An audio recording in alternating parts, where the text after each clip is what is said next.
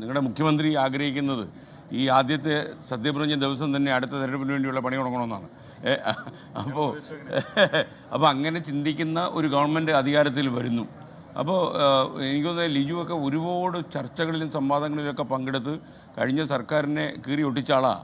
അപ്പം അതിൻ്റെ ഒക്കെ ഉത്തരവാദിത്വമൊക്കെ പലിശ സഹിതം പണി തിരിച്ചും കിട്ടുമല്ലോ. അപ്പോൾ എങ്ങനെയായിരിക്കും അത്? അല്ലാതെ പറഞ്ഞതൊക്കെ പാലിക്കേണ്ട അവസ്ഥയുണ്ട്. കഴിഞ്ഞ സർക്കാരിൻ്റെ കാലഘട്ടത്തിലെ വിമർശനങ്ങൾ, അതോടൊപ്പം തന്നെ പറഞ്ഞ കാര്യങ്ങൾ, അതൊക്കെ ഒരു വലിയ ഉത്തരവാദിത്വം ഈ ഗവൺമെൻറ് നൽകുന്നു എന്നതൊരു സത്യമാണ്.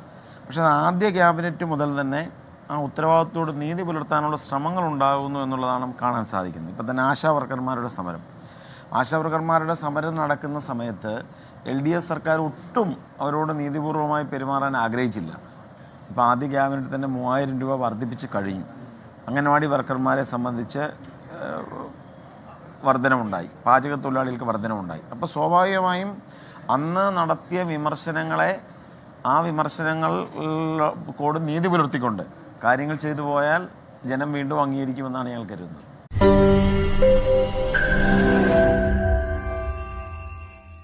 ലോകത്തെവിടെയായാലും ഏത് സമയത്തും 24 വാർത്തകളും ഓഗ്മെന്റഡ് റിയാലിറ്റി പാക്കേജുകളും എക്സ്പ്ലെയിനറുകളും വിശദമായി കാണാൻ ഞങ്ങളുടെ YouTube ചാനൽ നിങ്ങൾക്ക് സബ്സ്ക്രൈബ് ചെയ്യാം.